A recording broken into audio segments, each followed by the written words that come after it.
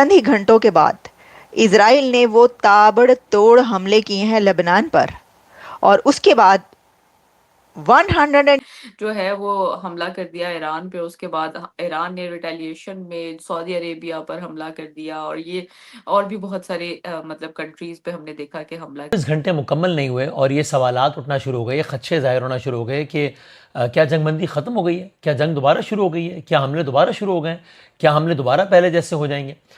और इस सवाल की बुनियादी वजह क्या बनी है। पर आप ये खबर भी मुलाहिजा कर रहे हैं कि इजरायली फौज ने लेबनान भर में एक बेमिसाल और बड़ी लहर में फजाई हमले किए। इजरायली फौज का दावा है कि उसने 10 मिनट के अंदर 100 से ज्यादा अहदाफ पर हमले किए हैं। तकरीबन के बहुत रोल प्ले किया है सीज फायर के सिलसिले में, लेकिन कई लोग जो कि फ्राइडे को आप दोनों ही जानते होंगे कि एक मीटिंग ही रखी गई है इस्लामाबाद में, जिसमें कि ईरान से भी लोग आएंगे और अमेरिका से भी आएंगे और बात होगी, लेकिन उसमें इजराइल नहीं होगा। यानी जो असल में जिसका झगड़ा चल रहा है, जो असल में जिसके साथ लड़ाई चल रही है, उसको नहीं बुलाया गया। तो क्या स्ट्रेट ऑफ हॉर्मज़ खुली नहीं है। इसराइल ने लेबनान पर सबसे बड़ा हमला किया है और ईरान कह रहा है कि मुज़ाकरात खत्म, हमने मुज़ाकरात करने नहीं है। हालांकि हमारी इत्तलात के मुताबिक यूएस सीक्रेट सर्विस खतरे में पड़ गई है, और वजह उसकी ये है कि जो लेबनान में जंग जारी है उसके बारे में जो दोनों तरफ से मुख्तलिफ राय इस वक्त आ रही है। और लेबनान में आज हमला हुआ और इसराइल ने किया। હેલો ફ્રેન્ડ, નમસ્કાર। ભારતીય ઓફિશિયલ यूट्यूब ચેનલમાં આપનું સ્વાગત છે। तो हाल ही में लास्ट 24 घंटे में यूएस और ईरान के बीच जो सीज़ फायर हुआ था वो सीज़ फायर अब टूट चुका है, और स्ट्रेट ऑफ हॉर्मुज़ भी ईरान ने फिर से बंद कर दिया है। लेकिन सीज़ फायर करवाया था जो पाकिस्तान और चीन दोनों ने, उसमें तो पाकिस्तान सबसे ज़्यादा सीज़ फायर का जश्न मना रहा था पाकिस्तान में, लेकिन इजराइल ने लेबनान पर अटैक करके 128 लोगों की जान ले ली है और सीज़ फायर का उल्लंघन कर लिया है। और पाकिस्तानी मीडिया में पाकिस्तान ने जो सीज़ फायर करवाया था उसको लेकर बहुत बवाल मच रहा है। अंदर पाकिस्तान के नाम का डंका बज रहा है कि जी पाकिस्तान ने जो है तीसरी आलमी जंग बंद करवा दी। लेकिन साथ ही प्रॉब्लम ये हुई है कि वो सीज़ फायर, वो जंग बंदी जिसके ऊपर अभी सिर्फ बातचीत हुई है, उसके चंद ही घंटों के बाद इजराइल ने वो ताबड़तोड़ हमले किए हैं लेबनान पर, और उसके बाद 182 के करीब 182 पीपल कहे जा रहे हैं have been killed in Lebanon in last 24 hours और लास्ट 10 to 15 आवर्स।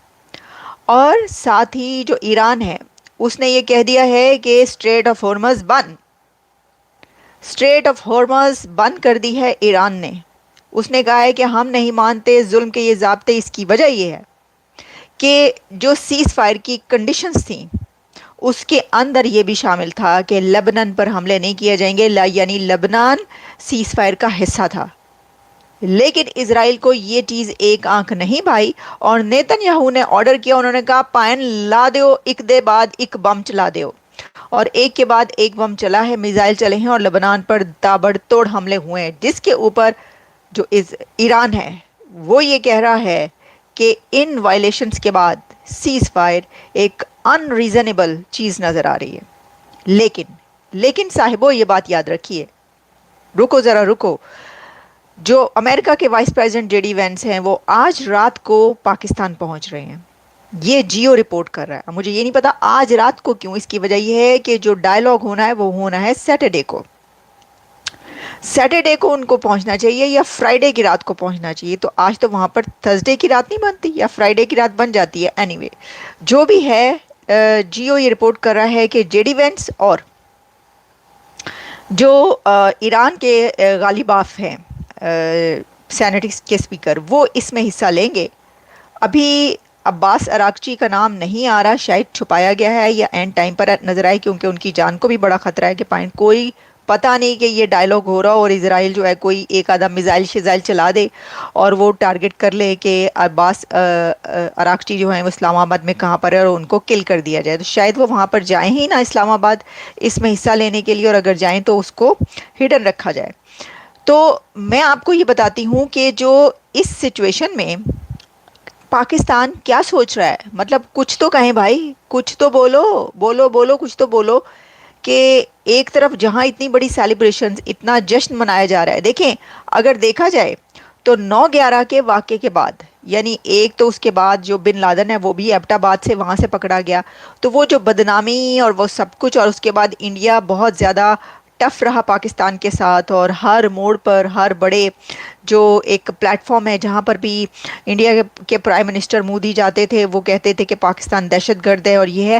اس سب ایک بہت ہی ٹف ٹائم کے بعد پاکستان کے پاس یہ ایک بڑا ہی اچھا موقع, ایک ایسی زبردست اپرچونٹی ہے آ چکی تھی جو انہوں نے اویل کی, ابھی تک اویل کر لی ہے کہ ڈنکا بج رہا ہے جی کہ پاکستان نے جو ہے یہ بات چیت کروائی ہے.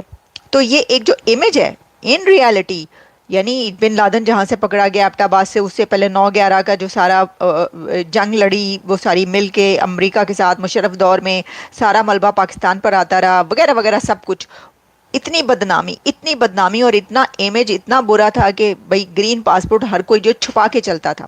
لیکن اب وہ کہہ رہے ہیں کہ کیونکہ پوری دنیا, آپ دیکھیں بڑے سے بڑا آپ شو اٹھا لیں امریکہ کا, اس کے اندر جو ہے وہ یہ بات چل رہی ہے, ہر جگہ پر خبر چل رہی ہے کہ پاکستان کا جو پرائم منسٹر ہے اس نے یہ کروایا ہے. اور وہ یہ کہ لبنان میں اسرائیل کے حملے جاری تھے, یہ تو ایران امریکہ جنگ زیادہ خبروں میں تھی ظاہر ہے فار آبویس ریزن, تو لبنان کی بات اس طرح ڈسکس نہیں ہوتی تھی. لبنان میں اسرائیل نے پہلے جو کیا ہے وہ تو کیا ہی ہے, اسرائیل اور لبنان بارڈر شیئر بھی کرتے ہیں اور اسرائیل کے توسیع پسندانہ عزائم ہے. وہاں پہ لبنان میں جو حزب اللہ ہے جس کے سربراہ حسن نصر اللہ کو بھی شہید کیا اسرائیل نے, اور حماس اور حزب اللہ اور ایران ان کی نظریاتی بہت ہم آہنگی بھی ہے, وہ تو ایک الگ معاملہ. لیکن جب سے امریکہ نے ایران پہ اٹیک کیا ہے تب سے اسرائیل نے یہاں پر اٹیک کی ایک نئی لہر شروع کی ہے لبنان میں.